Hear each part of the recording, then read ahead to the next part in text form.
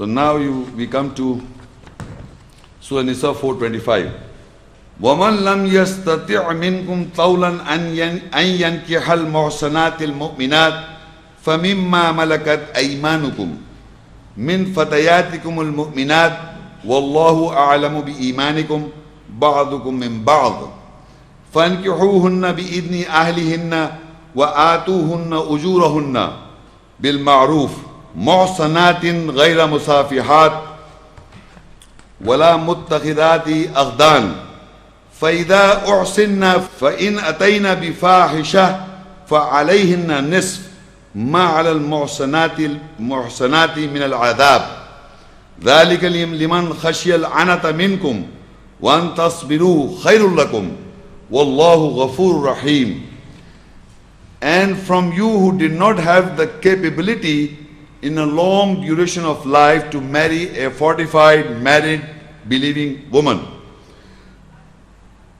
then you marry young believing girls from what your right possesses. And Allah knows more with your belief. Some of you are from some. Then marry them with the permission of their family and give them their wages with acknowledgement, recognition to those women who are fortifying, other than those to whore commit prostitution. And they are not to be of those who take confidants, intimate friends. So when they are being fortified, then when they come with obscenity, the punishment is half on them to whatever is over the fortified married woman. That is for those who fear hardship from you, and that you may have patience. It is better for you, and Allah is forgiving, merciful. Now, amazing thing is, if I read a small phrase of this ayah, 2 lines, and you listen. وَمَنْ لَمْ يَسْتَطِعْ مِنْكُمْ طَوْلًا أَنْ يَنْكِحَ الْمُحْصَنَاتِ الْمُؤْمِنَاتِ.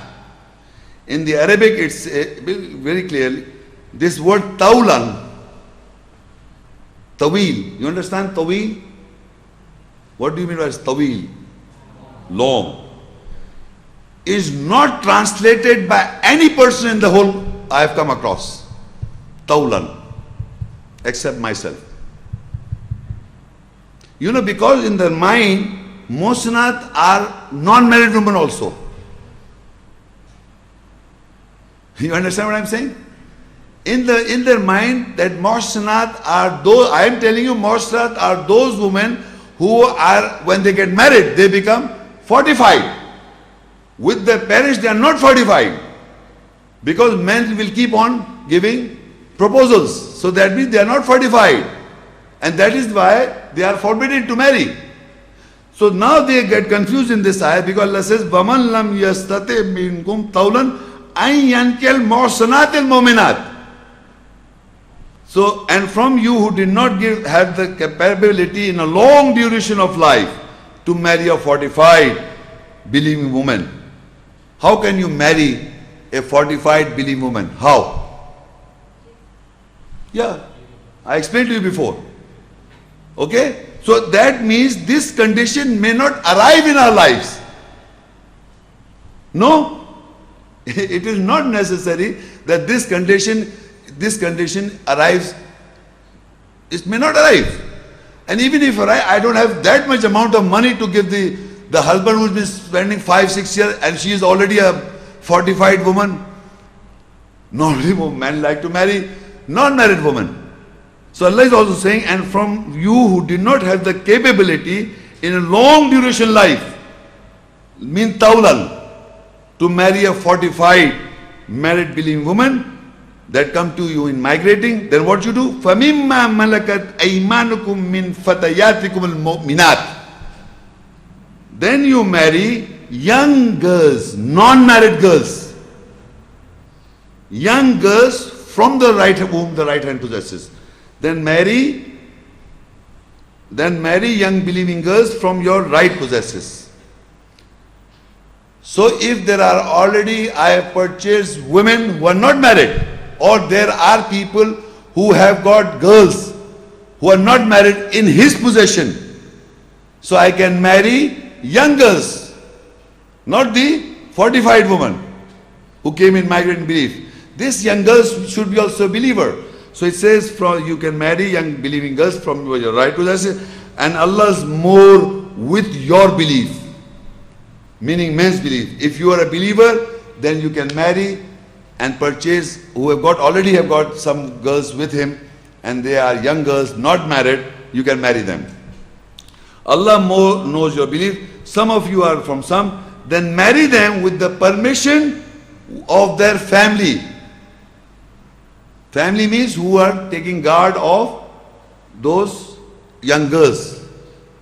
And now you are going to purchase them. This is purchase going. He will say, I have been spending this young girl, I have grown her up, she's under my possession, I have not, she's not my wife, she's under protection.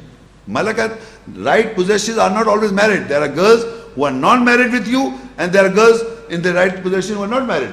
So now Allah says, if you cannot marry a married muhsanat woman, so you marry young girls from your right possesses. Allah is more.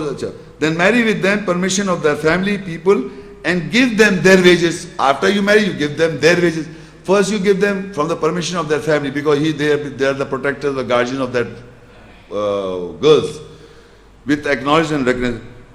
To those women, and you are marrying to who? To those women who are fortifying themselves or marrying, because these girls also, remember, when you are marrying them, they should know they have to be fortified. That means they will be under my fort. They will be fortified. Other than those who commit prostitution. If they are those girls from the right position, in the position of somebody, and she is not in this kind of committing prostitution, I will not marry them. I will marry those girls who want to fortify. And they are not of those who take confident, intimate friends. These girls who I intend to marry should not be taking confidence, intimate friends, these girls. And they are not committing whore or prostitution, I cannot marry them. I will marry those girls who want to fortify. And if they commit obscenity, fahisha, the punishment is half on them to whatever is over the fortified married woman. Fortified woman, and now she has become fortified now. Who was fortified before? Whom I did not purchase. Like all these husband and wife are, if these women are not being purchased by anybody, they are your fortified women. Muhsanat, believing woman, fortified. So for them the punishment is full, and for these from the right hand possesses, if you marry the young girls and if they commit obscenity, fahisha, the punishment is half. What is the punishment on the woman who is a fortified woman directly, not being purchased by any person? So what is the punishment? We will read further. And that is for those who fear hardship from you, and that you may have patience. It is better for you. Allah is forgiving, merciful. Now hardship, it applies to the circumstances in which excessive painful effort of some kind is required. Meaning after the girl whom my right hand possesses, I married her, I fortified her, and she commits adultery and fornication with another person, extramarital affair, the punishment is half. What is the full? I will tell you. But at the further I am reading this, that you may have patience and you will have hardship. You will not dislike her. Okay, after all, I purchased her, and now she was a young girl, I fortified her, she has committed an act. So now what is the punishment of those girls who are muhsanat from before? So Nisa 4 and ayah 15. وَاللَّاتِي يَأْتِينَ الْفَاحِشَةَ مِن نِسَائِكُمْ فَاسْتَشْهِدُوا عَلَيْهِنَّ أَرْبَعَةً مِنْكُمْ فَإِنْ شَهِدُوا فَأَمْسِكُوهُنَّ فِي الْبُيُوتِ حَتَّى يَتَوَفَّاهُنَّ الْمَوْتُ أَوْ يَجْعَلَ اللَّهُ لَهُنَّ سَبِيلًا. And those from your women who comes with obscenity, then seek 4 witnesses from you on them. Then if they bear witness, so hold them in the houses until death is complete on them, or Allah makes or set a way of guidance for them. Now, a muhsanat meaning a man, believing man, gets married to a believing woman. No purchasing involved. Directly, like we all have married like this. So this woman is a fortified, married, believing woman. If she commits a fahisha, look, they are coming, and those from your woman who comes with fahisha. So for detaining, you have to take 4 witnesses. Look, it says, first tajidu alayhinna arbatan minkum. You have to take 4 witnesses, not of the act. They have already committing and confessing that they have committed act, so you have to take 4 witnesses, witnesses of shutting them down in the house. So it says, فَإِن شَهِدُوا, if they were witness, فَأَمْسِكُنَّ فِي الْبُيُوتِ, then you hold them in the houses. If they don't bear witness, what you do? That is what written, أَوْ يَجْعَلَ اللَّهُ لَهُنَّ سَبِيلًا, or Allah will make for them a way. Some women, married women, muhsanat, first we should know the punishment of muhsanat woman directly. Not from ma malakat, she become a muhsan, guarded, fortified. For that woman, the punishment is that you lock them, you confine them in the houses, not lock, sorry, confine them in the houses for their lives. But how? You have to take 4 witnesses. You have to take 4 witnesses. Okay? While detaining them. So if they bear witness, so detain them in the house until death comes complete on them. And if they didn't, so Allah says, or أَوْ يَجْعَلَ اللَّهُ سَبِيلًا, or Allah will make a set away for those women. How? If they didn't bear witness, they have already committed fahisha, and these men are saying, believers say, no, we don't become a part of this. That's your matter, you solve it. Suppose, I'm just giving an example. So now Allah says what happens, what they do. Surah Al-Imran 3 and 135. وَالَّذِينَ إِذَا فَعَلُوا فَاحِشَةً أَوْ ظَلَمُوا أَنفُسَهُمْ ذَكَرُوا اللَّهَ فَاسْتَغْفَرُوا لِذُنُوبِهِمْ وَمَنْ يَغْفِرُ الذُّنُوبَ إِلَّا اللَّهُ وَلَمْ يُصِرُّوا عَلَى مَا فَعَلُوا وَهُمْ يَعْلَمُونَ. And those, when they commit obscenity or oppress their souls, then they remember Allah. They remember Allah, then they see forgiveness of their guilt, sins. And who can forgive guilt, sins except Allah? And they do not persist over what they did, and they know it. So if these witnesses backed off, the husband is going to do what? He is not going to kill her. He will say, okay, ask for forgiveness from Allah. And you will not repeat it. You understand what I am talking? It is there, very clear. That it is not to kill her. You have to lock, or you have to confine in the houses when they bear witness and people back off. You know, he's your wife, she's your wife. Why? It's your personal matter, man. You do what you, I don't want to get involved in this. So what Allah says, or Allah finds a way for them, then this is the way. But this is for the believing muhsanat from the beginning. She did not came from the what my right hand possesses. And from what my right hand possesses, does this commit this obscenity after being muhsan, then the punishment is half. Half of what?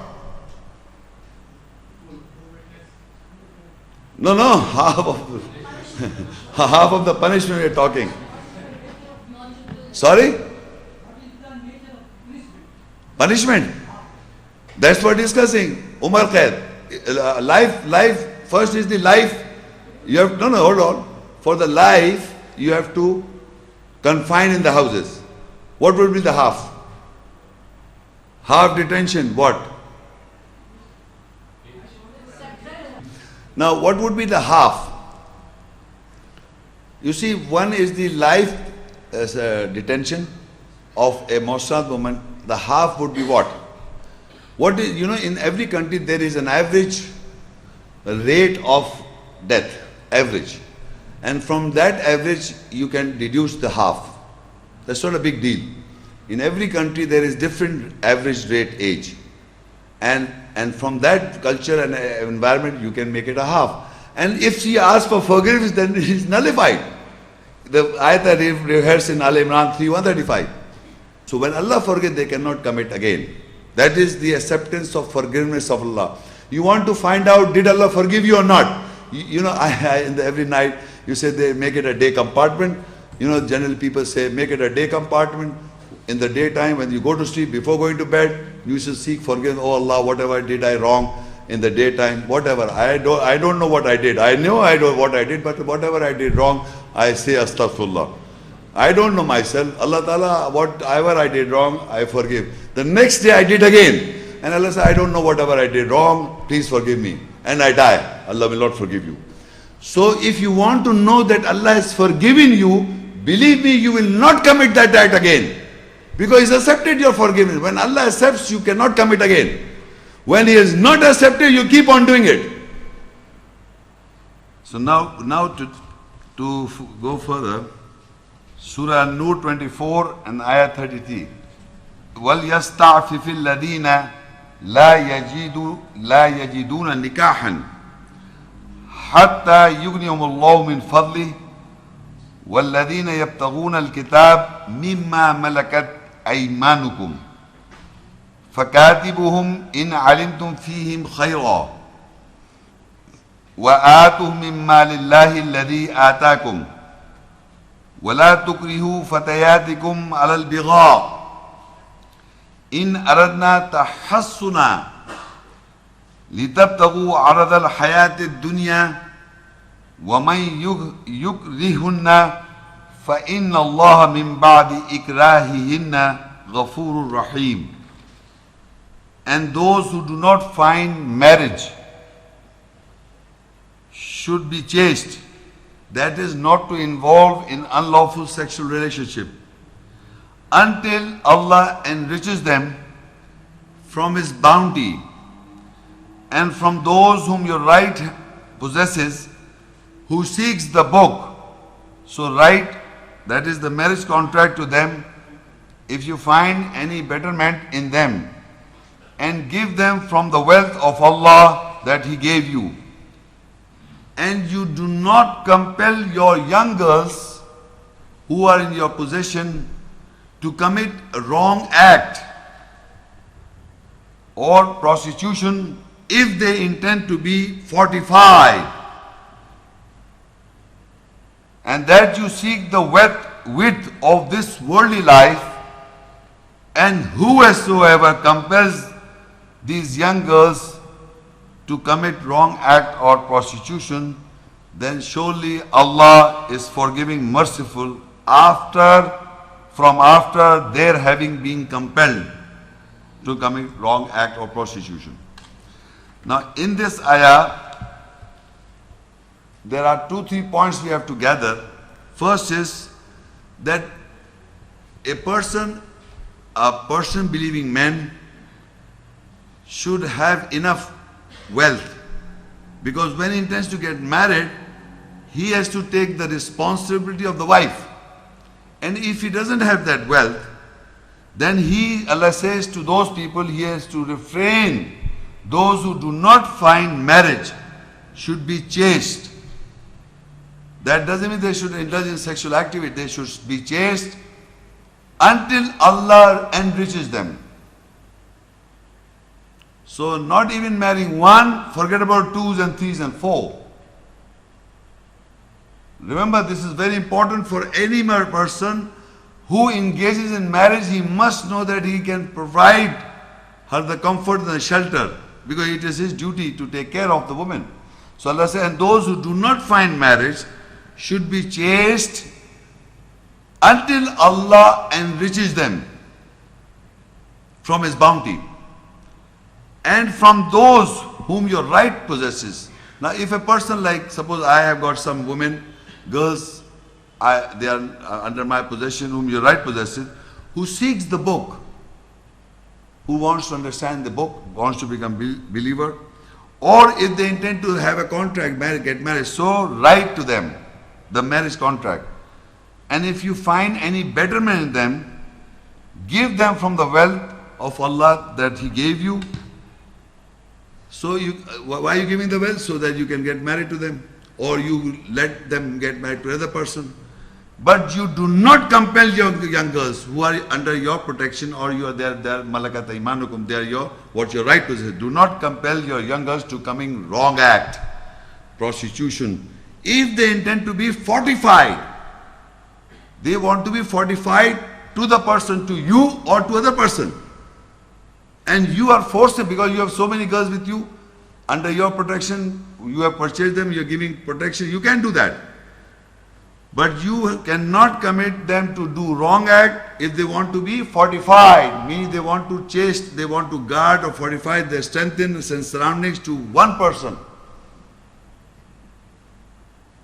And that you seek width of this worldly life, that you want to gain money out of them by using them to be prostitution.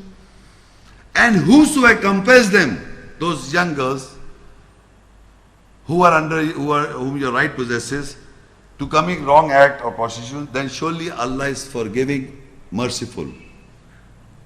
After their being compelled. For the person who is forcing them to do wrong act, he will be punished. But those girls who are forced to do wrong act, Allah will forgive them. And now further, you see the contract. Normally in marriage ceremonies there is a contract. And the contract in the Quran is written in Surah al-Baqarah 2 and Ayah 282. Ya ayyuhalladhina amanu idha tadayantum bidainin ila ajalin musamma faktubuh wastashhidu shahidaini min rijalikum fa in lam yakuna rajulaini farajulun wa imratan mimman tardawna min ash-shuhada an tadilla ihdahuma fatudhakkir ihdahuma al-ukhra. O you believe, when you attain or reach a judgment among each other with a judgment towards a fixed period of time, then write it down and take 2 witnesses from your men. Then if there are no 2 men, then take 1 man and 2 women from the witnesses whom you are pleased. And if one of the 2 women estates, then other reminds her. Now this is a very big ayat in the Quran. Surah Baqarah 2:282 is the largest verse in the Quran. I have taken 2 small portions to establish one point. Before I read, it says that that it can who seeks the book, so write the marriage contract to them. You see, in the world, whenever we are getting married, there is a contract. Marriage ceremony takes place. We take witnesses. Don't we? A lawyer comes and a witnesses. So in the Quran, it is not defining especially a marriage contract. It is defining any contract for a period of time. You come to a judgment, you write it down, which for a period of time. So you believe when you attain or reach a judgment among each other with a judgment towards a fixed period of time, then write it down. Any time, any written document should be, anything should be written down if it's taking a period of time. It's a house rent or a owner and a ownership transferred. So you see the world, that there's a document involved. Similarly, when we get married or we are living in any country, so you see, you must understand that legally, I can get married to any woman with bringing 4 or 5 people here or 10 people or whatever the amount of people, and get married to a woman. But would I be legal in Pakistan? So I have to have a written document. And that written document has to be registered in Pakistan. So we are living in a country, so you have to abide the laws of the country as well. If there is a law that comes in between the law of a country, then you follow the ayahs in a manner that you can fulfill the Allah's law. So written documents registered in a particular country, whether it's registered in Pakistan or registered in America or registered in Canada or Europe or Australia, anywhere you must have fulfilled the condition of the country to establish that you are legally married. So that is a written contract. Now there are relations whom we are allowed to marry. Surah Ahzab 33 and Ayah 50. Ya ayyuhan nabiyyu inna ahlalna laka azwajaka allati atayta ujurahunna أجورهن وما ملكت يمينك مما أفاء الله عليك وبنات عمك وبنات عماتك وبنات خالك وبنات خالاتك اللاتي هاجرن معك وامرأة مؤمنة إن وهبت نفسها للنبي إن أراد النبي أن يستنكحها خالصة لك من دون المؤمنين قد علمنا ما فرضنا عليهم في أزواجهم وما ملكت أيمانهم لكي لا يكون عليك حرج وكان الله غفورا رحيما. O you who is a prophet, surely we have made lawful for you your pairs, to those whom you gave their wages, and made lawful what your right possesses from what Allah has bestowed on you, and the daughters of your fathers, that is paternal uncle, and the daughters of your father's sisters, your paternal aunts, and the daughters of your mother's brothers, maternal uncle, and the daughters of your mother's sisters, that is maternal aunts, those who migrated in belief with you. These relations are lawful to the Prophet and lawful to us as well. You understand what I'm saying? This is lawful to the Prophet, these relations. It's very simple, these are the relations that are lawful. But they have to migrate in belief. I told you this whole lecture is based on belief. It says, Allati means plural, all these relations. Hajanna ma'ak. They migrated you in belief. These all relations. Then they are lawful. And whom your right hand possesses, they are lawful for the Prophet and for us also. If they did not be migrated, they are not lawful. Now this condition that I am going to read is only for the Prophet. وَامْرَأَةً مُؤْمِنَةً إِنْ وَهَبَتْ نَفْسَهَا لِلنَّبِيِّ إِنْ أَرَادَ النَّبِيُّ أَنْ يَسْتَنْكِحَهَا. This little portion I am reading. And a believing wife, woman, if she granted her soul self-psyche for the Prophet, and if the Prophet intends to seek marriage with her, this is exclusively for you beside other believers. This little portion I am going to explain to you, not in detail, but just try to emphasize. Wamratun. You know this word imrat, is used in the Quran except for two or three places, mostly for wives. Imrat Lut, Imrat Nuh, Imrat Fir'aun, Imrat Imran. Okay?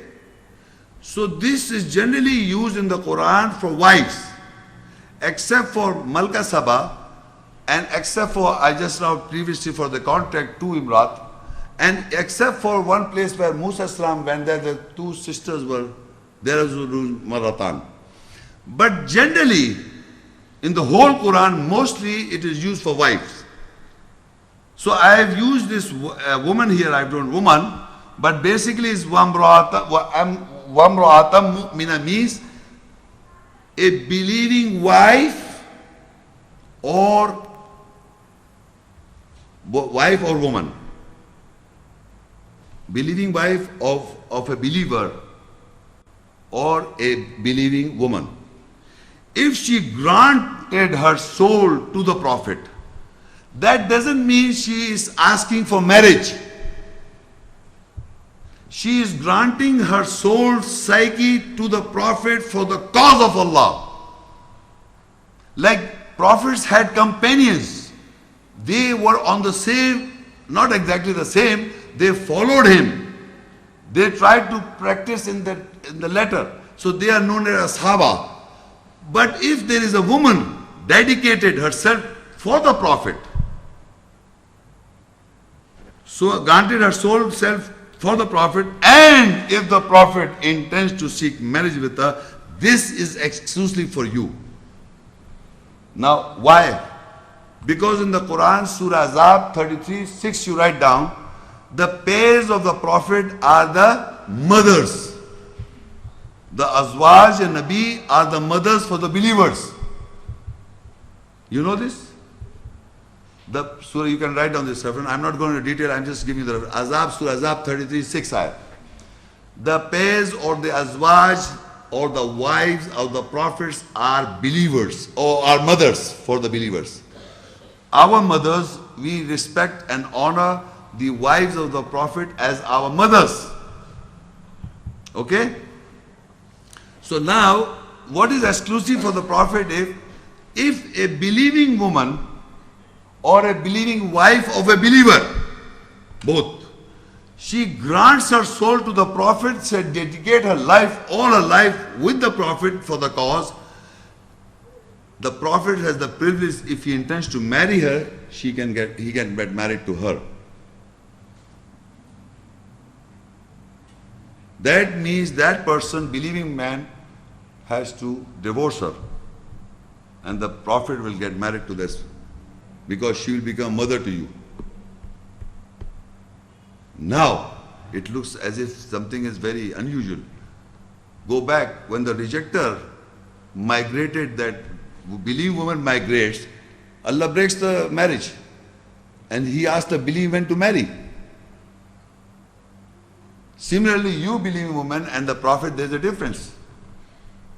So if she dedicates her soul to the prophets, and now you are just, she becomes unlawful because she becomes your mother.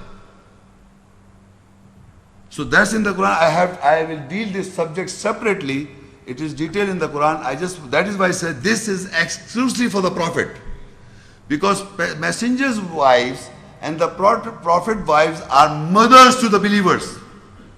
Are mothers to the believers. They can never ever marry after they have gone married to the prophet. Except if they are not Imrat an-nur, Imrat al-lut. If they are not pairs. They are wives, but they are not pairs. Like Imrat an-nur, Nuh al-Islam was a prophet, but he had a wife. Imrat, the word is used. Not a zoj, azwaj. Zoj and azwaj is used for pairs.